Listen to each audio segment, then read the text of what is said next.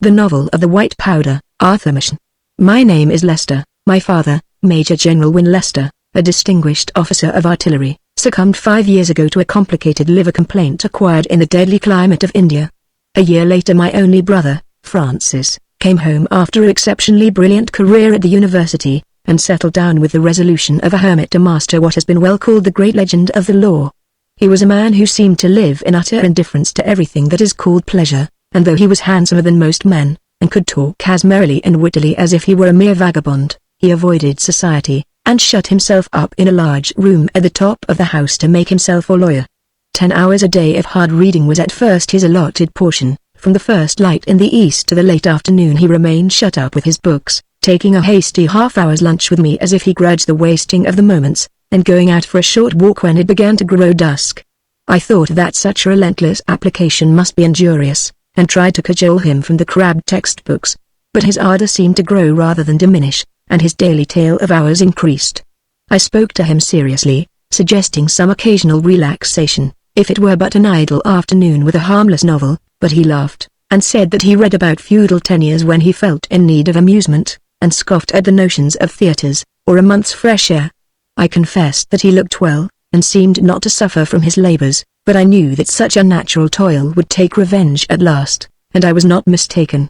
A look of anxiety began to lurk about his eyes, and he seemed languid, and at last he avowed that he was no longer in perfect health. He was troubled, he said, with a sensation of dizziness, and awoke now and then of nights from fearful dreams, terrified and cold with icy sweats. "I am taking care of myself," he said, "so you must not trouble. I passed the whole of yesterday afternoon in idleness, leaning back in that comfortable chair you gave me, and scribbling nonsense on a sheet of paper. No, I will not overdo my work. I shall be well enough in a week or 2, depend upon it." Yet in spite of his assurances I could see that he grew no better, but rather worse. He would enter the drawing-room with a face all miserably wrinkled and despondent, and endeavor to look gaily when my eyes fell on him, and I thought such symptoms of evil omen, and was frightened sometimes at the nervous irritation of his movements, and at glances which I could not decipher. Much against his will, I prevailed on him to have medical advice, and with an ill grace he called in our old doctor. Dr. Haberdon cheered me after examination of his patient. "There is nothing really much amiss," he said to me. "No doubt he reads too hard and eats hastily, and then goes back again to his books in too great a hurry, and the natural sequence is some digestive trouble and a little mischief in the nervous system. But I think I do indeed, Miss Lester, that we shall be able to set this all right. I have written him a prescription which ought to do great things. So you have no cause for anxiety." My brother insisted on having the prescription made up by a chemist in the neighborhood. It was an odd, old-fashioned shop, devoid of the studied coquetry and calculated glitter that make so gay a show on the counters and shelves of the modern apothecary. But Francis liked the old chemist, and believed in the scrupulous purity of his drugs.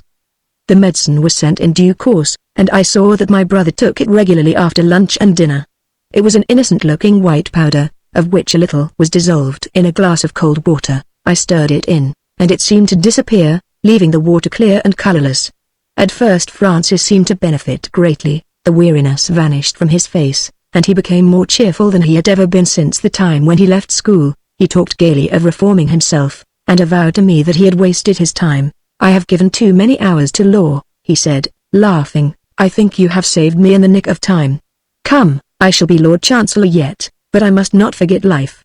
You and I will have a holiday together before long. We will go to Paris and enjoy ourselves, and keep away from the Bibliothèque Nationale." I confessed myself delighted with the prospect. "When shall we go?" I said. "I can start the day after tomorrow if you like." "Ah, that is perhaps a little too soon. After all, I do not know London yet, and I suppose a man ought to give the pleasures of his own country the first choice. But we will go off together in a week or 2, so try and furbish up your French. I only know law French myself, and I am afraid that wouldn't do." We were just finishing dinner, and he quaffed off his medicine with a parade of carousal as if it had been wine from some choicest bin. "Has it any particular taste?" I said. "No, I should not know. I was not drinking water," and he got up from his chair and began to pace up and down the room as if he were undecided as to what he should do next. "Shall we have coffee in the drawing-room?" I said, "or would you like to smoke?" "No, I think I will take it turn. It seems a pleasant evening.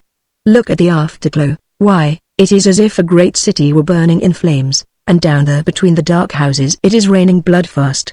Yes, I will go out. I may be in soon, but I shall take my key, so good night, dear. If I don't see you again." The door slammed behind him, and I saw him walk lightly down the street, swinging his Malacca cane, and I felt grateful to Dr. Haberden for such an improvement. I believe my brother came home very late that night, but he was in a merry mood the next morning. I walked on without thinking where I was going, he said, enjoying the freshness of the air, and livened by the crowds as I reached more frequented quarters.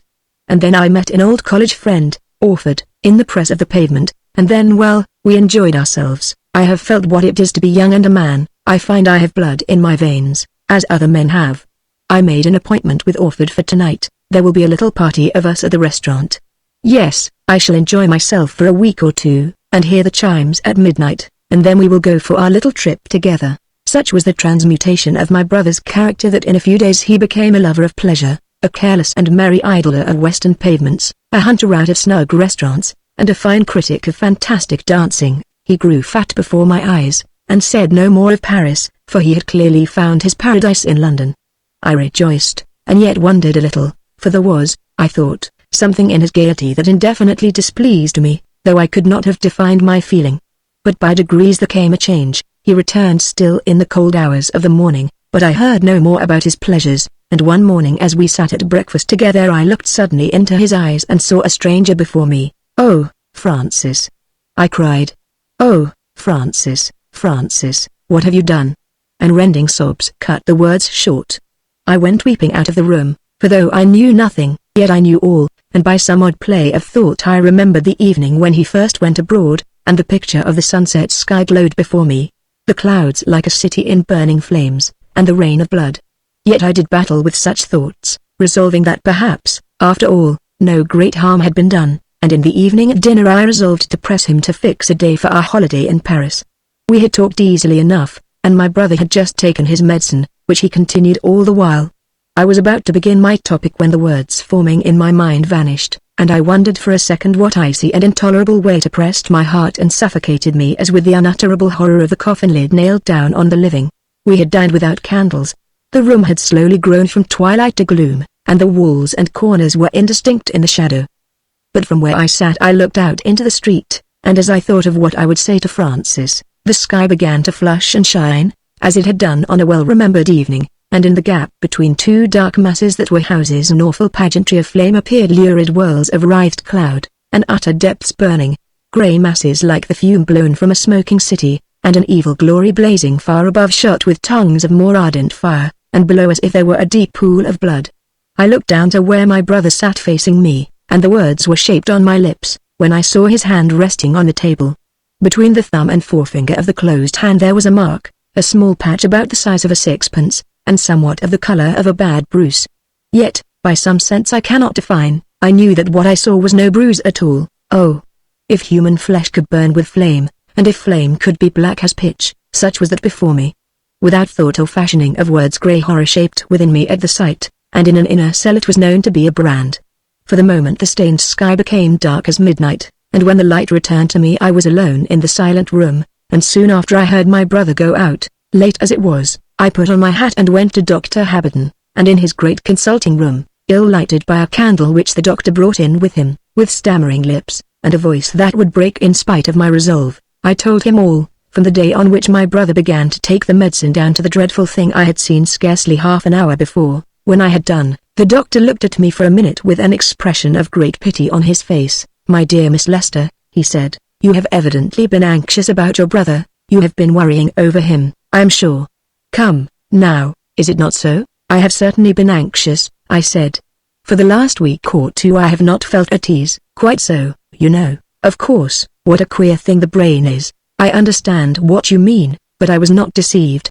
I saw what I have told you with my own eyes." "Yes, yes, of course. But your eyes had been staring at that very curious sunset we had tonight. That is the only explanation. You will see it in the proper light tomorrow, I am sure. But, remember, I am always ready to give any help that is in my power. Do not scruple to come to me, or to send for me if you are in any distress." I went away but little comforted, all confusion and terror and sorrow, not knowing where to turn. When my brother and I met the next day, I looked quickly at him, and noticed, with a sickening at heart, that the right hand, The hand on which I had clearly seen the patches of a black fire, was wrapped up with a handkerchief. "What is the matter with your hand, Francis?" I said in a steady voice. "Nothing of consequence. I cut a finger last night, and it bled rather awkwardly. So I did it up roughly to the best of my ability. I will do it neatly for you, if you like." "No, thank you, dear, this will answer very well. Suppose we have breakfast. I am quite hungry." We sat down and I watched him. He scarcely ate or drank at all, but tossed his meat to the dog when he thought my eyes were turned away. There was a look in his eyes that I had never yet seen, and the thought flashed across my mind that it was a look that was scarcely human.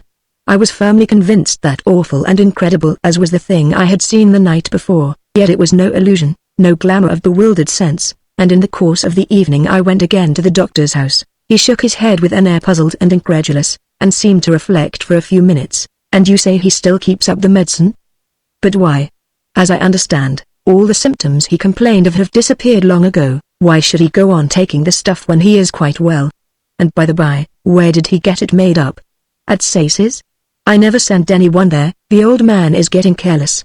Suppose you come with me to the chemist's. I should like to have some talk with him." We walked together to the shop. Old Sace knew Dr. Haberden, and was quite ready to give any information. "You have been sending that in to Mr. Lester for some weeks, I think, on my prescription," said the doctor, giving the old man a penciled scrap of paper. The chemist put on his great spectacles with trembling uncertainty, and held up the paper with a shaking hand. "Oh, yes," he said, "I have very little of it left. It is rather an uncommon drug, and I have had it in stock some time. I must get in some more. If Mr. Lester goes on with it, kindly let me have a look at the stuff," said Haberden, and the chemist gave him a glass bottle. He took out the stopper and smelt the contents, and looked strangely at the old man. "Where did you get this?" he said, "and what is it?" "For one thing, Mr. Sace, it is not what I prescribed." Yes, I see the label is right enough, but I tell you this is not the drug. I have had it a long time," said the old man in feeble terror. "I got it from Burbage's in the usual way. It is not prescribed often, and I have had it on the shelf for some years. You see there is very little left. You had better give it to me," said Haberden. "I am afraid something wrong has happened." We went out of the shop in silence, the doctor carrying the bottle neatly wrapped in paper under his arm. "Dr. Haberden," I said, when we had walked a little way. "Dr. Haberden." "Yes," he said, looking at me gloomily enough. "I should like you to tell me what my brother has been taking twice a day for the last month or so." "Frankly, Miss Lester, I don't know. We will speak of this when we get to my house." We walked on quickly without another word till we reached Dr. Haberden's. He asked me to sit down, and began pacing up and down the room. His face clouded over, as I could see, with no common fears. "Well," he said at length, "this is all very strange. It is only natural that you should feel alarmed, and I must confess that my mind is far from easy. We will put aside, if you please, what you told me last night and this morning, but the fact remains that for the last few weeks Mr. Lester has been impregnating his system with a drug which is completely unknown to me. I tell you, it is not what I ordered, and what the stuff in the bottle really is remains to be seen." He undid the wrapper, and cautiously tilted a few grains of the white powder onto a piece of paper, and peered curiously at it. "Yes," he said, "it is like the sulfate of quinine, as you say. It is flaky. But smell it." He held the bottle to me, and I bent over it. It was a strange, sickly smell, vaporous and overpowering, like some strong anesthetic. "I shall have it analyzed," said Haberden. "I have a friend who has devoted his whole life to chemistry as a science. Then we shall have something to go upon." No, say no more about that other matter. I cannot listen to that, and take my advice and think no more about it yourself." That evening my brother did not go out as usual after dinner. "I have had my filling," he said with a queer laugh, "and I must go back to my old ways. A little law will be quite a relaxation after so sharp a dose of pleasure," and he grinned to himself, and soon after went up to his room. His hand was still all bandaged. Dr. Haberden called a few days later. "I have no special news to give you," he said. "Chambers is out of town, so I know no more about that stuff than you do. But I should like to see Mr. Lester, if he is in." "He is in his room," I said. "I will tell him you are here." No, I will go up to him. We will have a little quiet talk together. I dare say that we have made a good deal of fuss about a very little, for, after all, whatever the powder may be, it seems to have done him good." The doctor went upstairs, and standing in the hall I heard his knock, and the opening and shutting of the door, and then I waited in the silent house for an hour, and the stillness grew more and more intense as the hands of the clock crept round. Then there sounded from above the noise of a door shut sharply, and the doctor was coming down the stairs. His footsteps crossed the hall, and there was a pause at the door. I drew a long, sick breath with difficulty, and saw my face white in a little mirror, and he came in and stood at the door. There was an unutterable horror shining in his eyes. He steadied himself by holding the back of a chair with one hand. His lower lip trembled like a horse's, and he gulped and stammered unintelligible sounds before he spoke. "I have seen that man," he began in a dry whisper. "I have been sitting in his presence for the last hour. My God! And I am alive and in my senses. I, who have dealt with death all my life, and have dabbled with the melting ruins of the earthly tabernacle. But not this, oh, not this," and he covered his face with his hands as if to shut out the sight of something before him. "Do not send for me again, Miss Lester," he said with more composure. "I can do nothing in this house.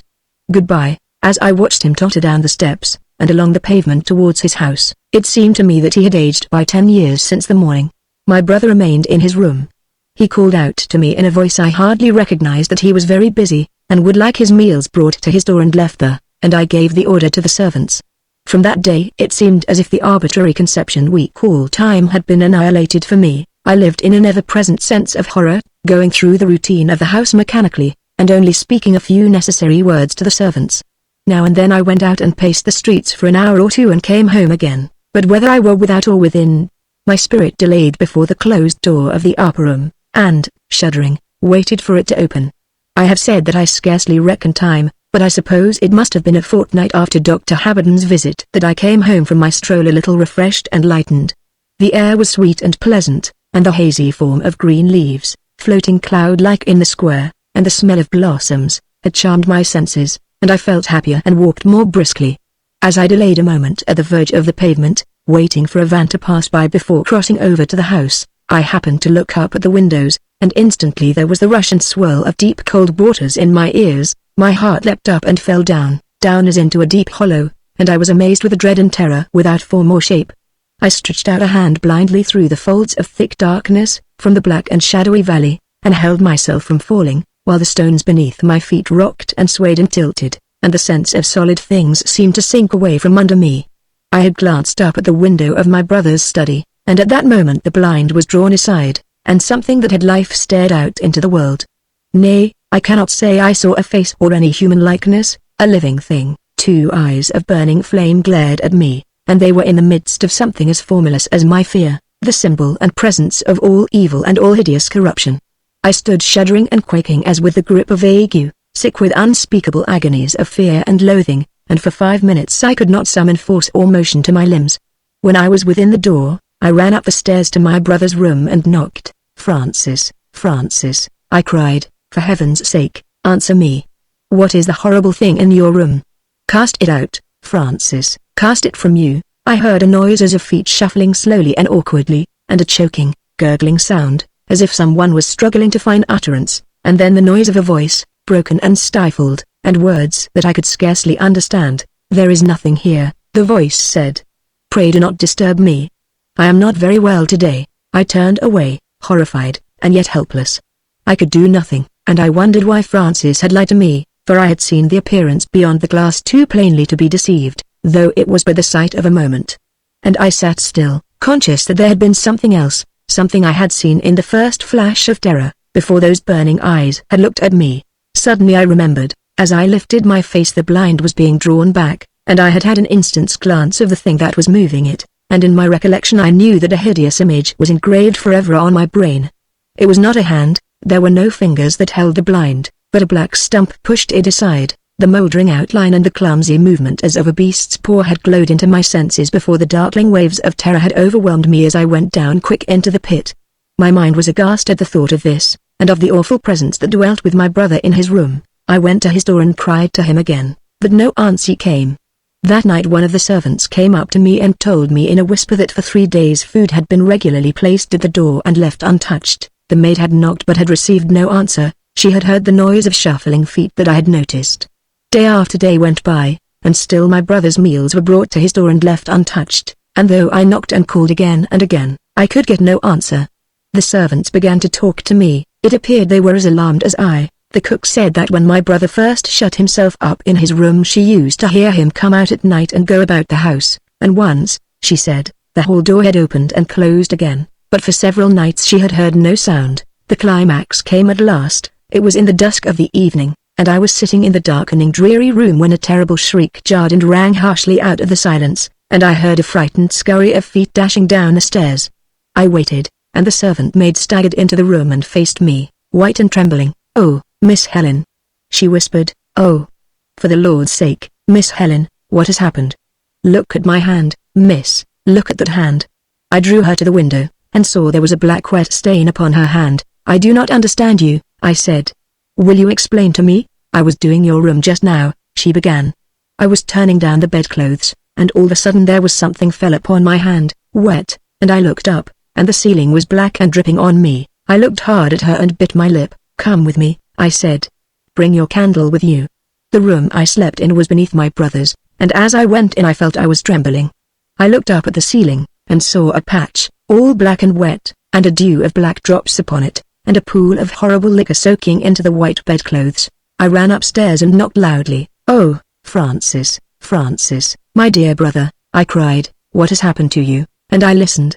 There was a sound of choking, and a noise like water bubbling and regurgitating, but nothing else, and I called louder, but no answer came. In spite of what Dr. Haberden had said, I went to him. With tears streaming down my cheeks I told him all that had happened, and he listened to me with a face set hard and grim. "For your father's sake," he said at last, "I will go with you, though I can do nothing." We went out together. The streets were dark and silent, and heavy with heat and a drought of many weeks. I saw the doctor's face white under the gas lamps, and when we reached the house his hand was shaking. We did not hesitate, but went upstairs directly. I held the lamp, and he called out in a loud, determined voice, "Mr. Lester, do you hear me? I insist on seeing you. Answer me at once." There was no answer, but we both heard that choking noise I have mentioned. "Mr. Lester, I am waiting for you. Open the door this instant, or I shall break it down." And he called a third time in a voice that rang and echoed from the walls, "Mr. Lester, for the last time I order you to open the door." "Ah," he said, after a pause of heavy silence, "we are wasting time here. Will you be so kind as to get me a poker, or something of the kind?" I ran into a little room at the back where odd articles were kept, and found a heavy adze-like tool that I thought might serve the doctor's purpose. "Very good," he said, "that will do, I dare say. I give you notice, Mr. Lester," he cried loudly at the keyhole, "that I am now about to break into your room." Then I heard the wrench of the adze, and the woodwork split and cracked under it. With a loud crash the door suddenly burst open, and for a moment we started back aghast at a fearful screaming cry, no human voice, but as the roar of a monster, that burst forth inarticulate and struck at us out of the darkness. "Hold the lamp," said the doctor, and we went in and glanced quickly round the room. "There it is," said Dr. Haberden, drawing a quick breath. "Look, in that corner." I looked, and a pang of horror seized my heart as with a white-hot iron. There upon the floor was a dark and putrid mass, seething with corruption and hideous rottenness, neither liquid nor solid, but melting and changing before our eyes, and bubbling with unctuous oily bubbles like boiling pitch. And out of the midst of it shone two burning points like eyes, and I saw a writhing and stirring as of limbs, and something moved and lifted up what might have been an arm. The doctor took a step forward, raised the iron bar and struck at the burning points. He drove in the weapon, and struck again and again in the fury of loathing. A week or two later, when I had recovered to some extent from the terrible shock, Dr. Haberden came to see me. "I have sold my practice," he began, "and tomorrow I am sailing on a long voyage. I do not know whether I shall ever return to England. In all probability I shall buy a little land in California, and settle there for the remainder of my life. I have brought you this packet, which you may open and read when you feel able to do so. It contains the report of Dr. Chambers on what I submitted to him. Goodbye, Miss Lester, goodbye." When he was gone I opened the envelope. I could not wait, and proceeded to read the papers within. Here is the manuscript, and if you will allow me, I will read you the astounding story it contains. "My dear Haberden," the letter began, "I have delayed inexcusably in answering your questions as to the white substance you sent me. To tell you the truth, I have hesitated for some time as to what course I should adopt, for there is a bigotry and orthodox standard in physical science as in theology, and I knew that if I told you the truth I should offend rooted prejudices which I once held dear myself. However, I have determined to be plain with you, and first I must enter into a short personal explanation. You have known me, Haberden, for many years as a scientific man, you and I have often talked of our profession together, and discussed the hopeless gulf that opens before the feet of those who think to attain to truth by any means whatsoever except the beaten way of experiment and observation in the sphere of material things. I remember the scorn with which you have spoken to me of men of science who have dabbled a little in the unseen, and have timidly hinted that perhaps the senses are not, after all, the eternal, impenetrable bounds of all knowledge, the everlasting walls beyond which no human being has ever passed.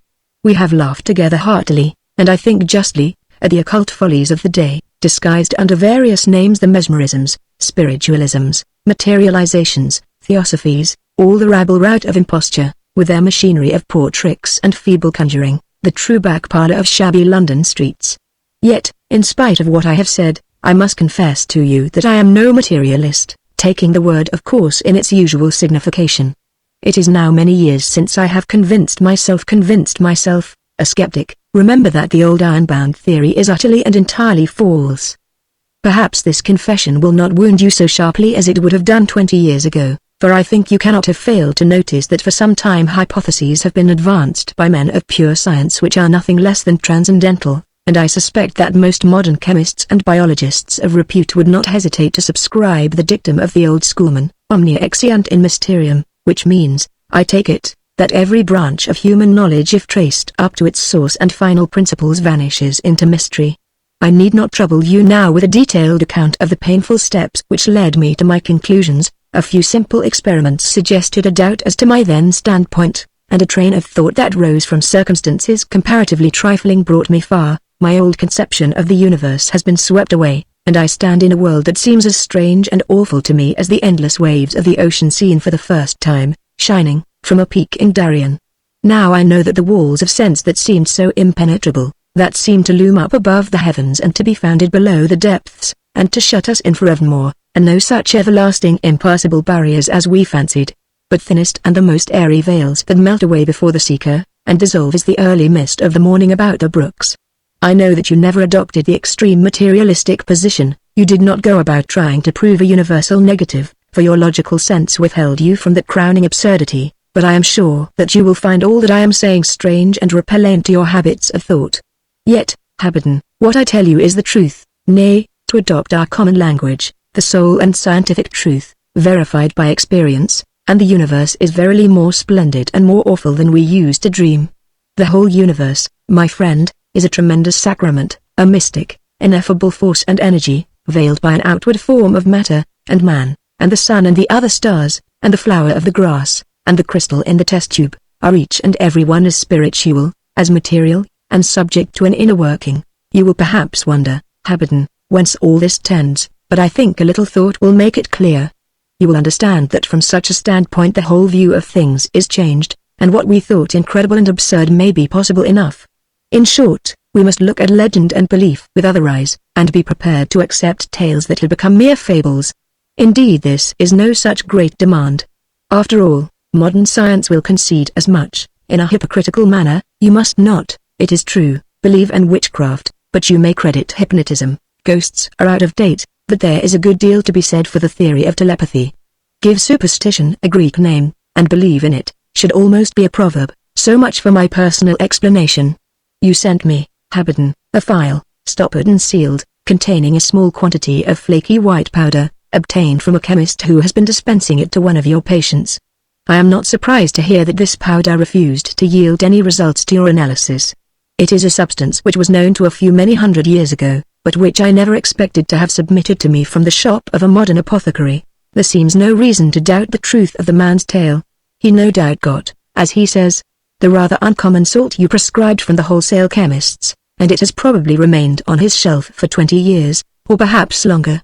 Here what we call chance and coincidence begin to work. During all these years the salt in the bottle was exposed to certain recurring variations of temperature, variations probably ranging from 40 degrees to 80 degrees. And, as it happens, such changes, recurring year after year at irregular intervals, and with varying degrees of intensity and duration, have constituted a process, and a process so complicated and so delicate, that I question whether modern scientific apparatus directed with the utmost precision could produce the same result. The white powder you send me is something very different from the drug you prescribed. It is the powder from which the wine of the Sabbath, the venom Sabati, was prepared. No doubt you have read of the witches' Sabbath, and have laughed at the tales which terrified our ancestors, the black cats, and the broomsticks, and dooms pronounced against some old woman's cow. Since I have known the truth, I have often reflected that it is on the whole a happy thing that such burlesque as this is believed, for it serves to conceal much that it is better should not be known generally.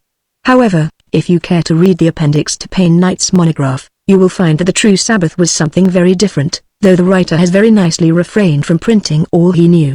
The secrets of the true Sabbath were the secrets of remote times surviving into the Middle Ages, secrets of an evil science which existed long before Aryan man entered Europe. Men and women, seduced from their homes on specious pretenses, were met by beings well qualified to assume, as they did assume, the part of devils, and taken by their guides to some desolate and lonely place, known to the initiate by long tradition, and unknown to all else. Perhaps it was a cave in some bare and wind-swept hill, perhaps some inmost recess of a great forest, and there the Sabbath was held. There, in the blackest hour of night, the venom Sabati was prepared, and this evil gruel was poured forth and offered to the neophytes, and they partook of an infernal sacrament, sumens calisum principis infererum, as an old author well expresses it.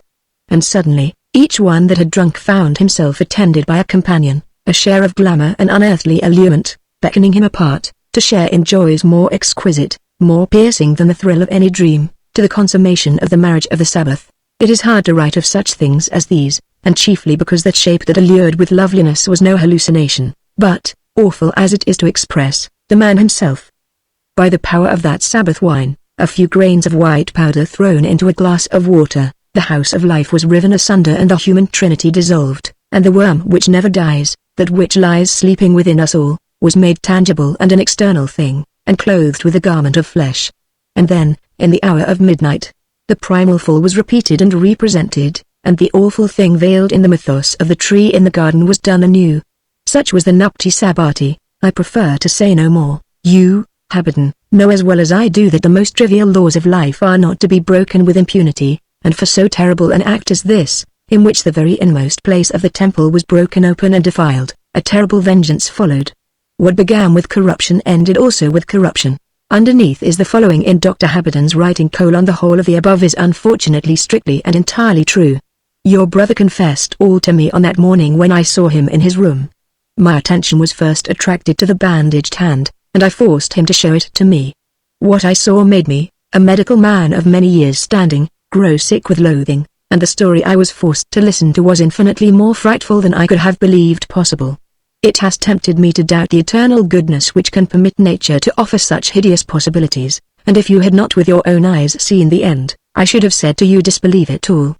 I have not, I think, many more weeks to live, but you are young, and may forget all this. Joseph Haberden, M.D. In the course of 2 or 3 months I heard that Dr. Haberden had died at sea shortly after the ship left England.